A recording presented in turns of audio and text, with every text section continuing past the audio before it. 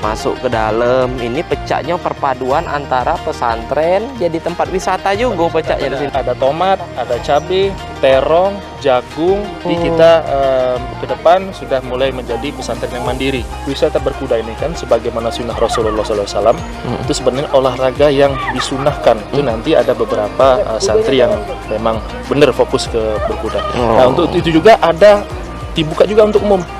Oh bisa Ustaz? Bisa.